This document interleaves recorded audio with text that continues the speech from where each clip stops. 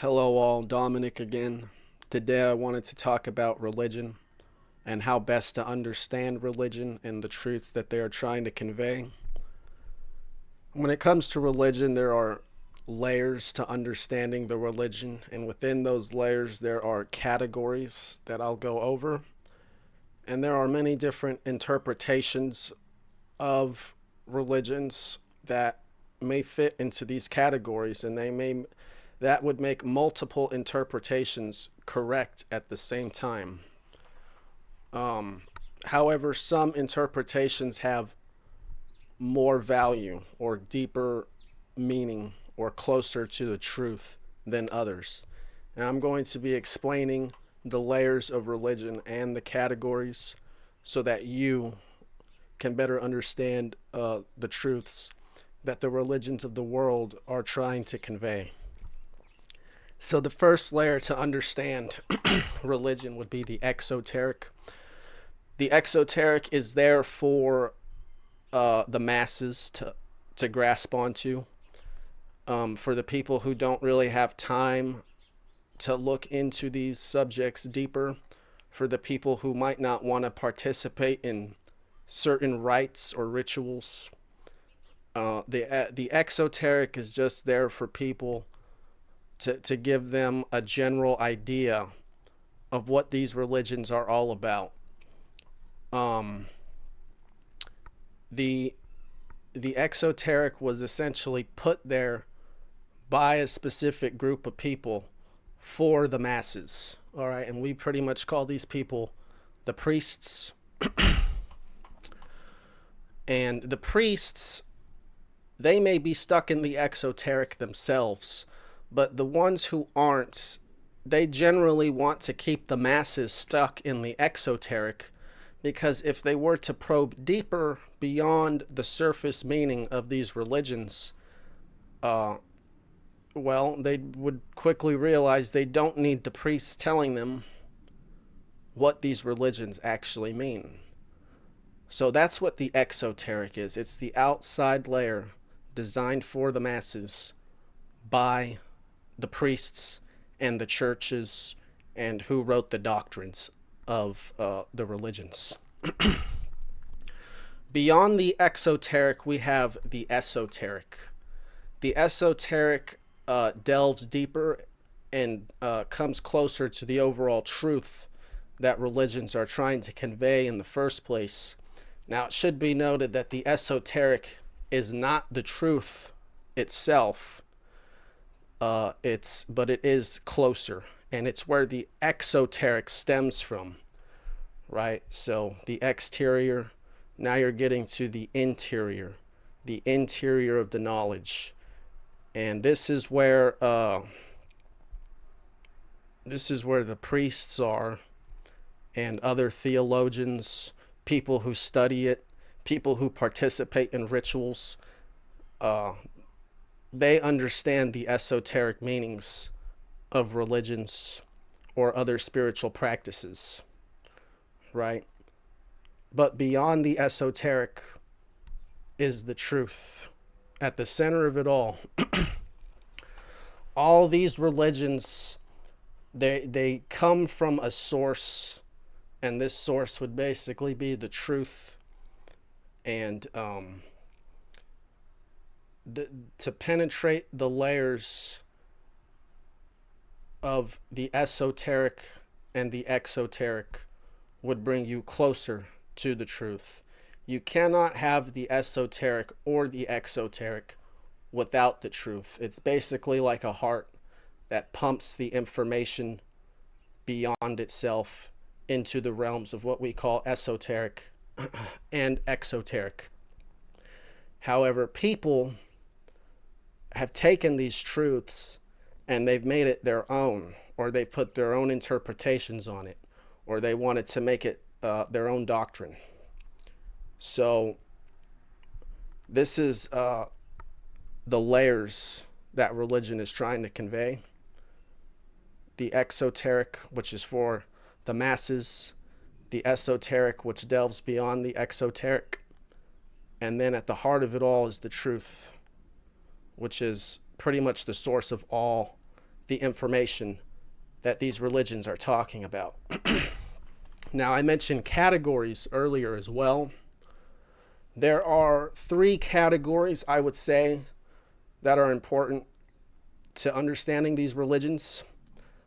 The first of these categories would be the philosophical interpretations of these religions and their messages, the moral messages and the wisdom that the information is trying to bestow to the believers or those who take the religion seriously. It's at the heart of every religion, because ultimately every religion is about trying to better people's lives and the world. Or at least that's the claim of every religion. So, understanding the philosophical interpretations of religions will definitely help you understand what these religions are talking about. And then beyond the philosophical meaning is the historical meaning. A lot of these stories that they're talking about did happen in some way. And it's easy to write these off because they seem fantastical, or they seem, just unbelievable. And while there is definitely philosophical messages to be conveyed from these historical accounts that these religions are talking about, it shouldn't be written off that these stories did not happen, because they did happen in some way. And you can take philosophical value from the historical events of the Bible, for example, just like you can take philosophical events from, or philosophical value from events of the past 100 years. It's the same way. And then beyond the philosophical and the historical interpretations of these religions is the astrological or the astronomical aspect of it, the stars.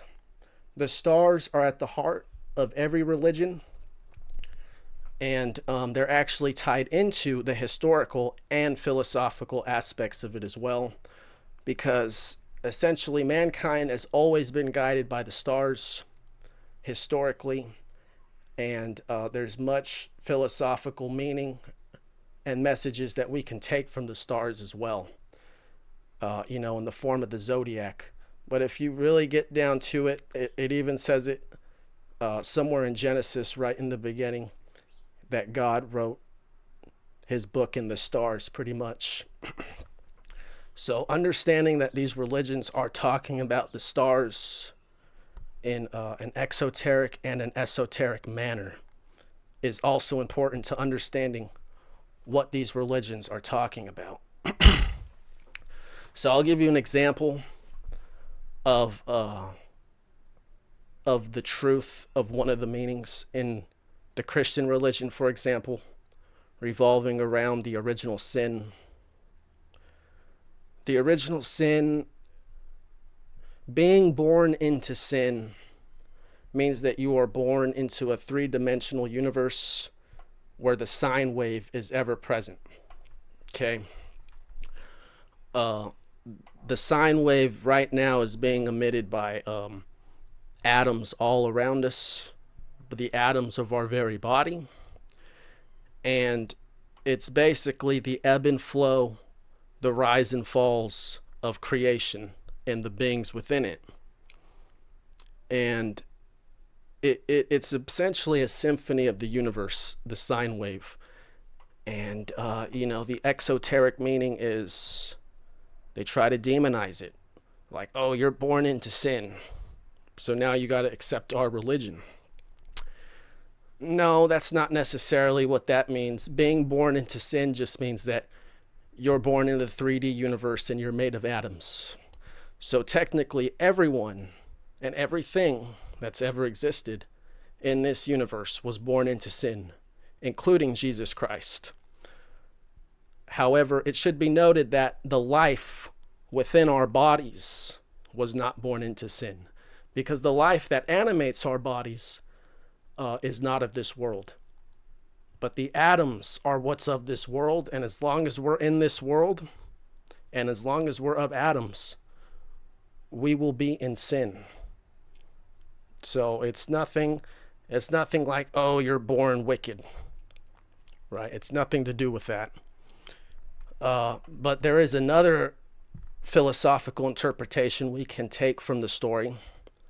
The eating of the tree, or the eating of the fruit from the tree of knowledge of good and evil, essentially means that we as mankind have decided to be the arbiters of truth, and that we are going to reject the laws of God and come up with it our own. And this is what it means to eat from the fruit of the tree of knowledge. It means denying the truth of what's right and wrong that's been established by God before any of us were here, and saying, we know better. That's the ultimate hubris that mankind can commit and still commits to this day. So basically, religions have many different interpretations. They aren't all necessarily incorrect. They aren't all necessarily correct. Some are more correct than others, but they all still hold value in some way. It's just a matter of how much value do they hold. Are they more exoteric? Are they more esoteric? Are they philosophical, or are they historical? And how do they relate to the stars as well? Because as I said, these religions are they have a lot to do with the stars. So anyway, guys, that's my video. I hope after watching it, you can understand religions a little bit better. And thanks.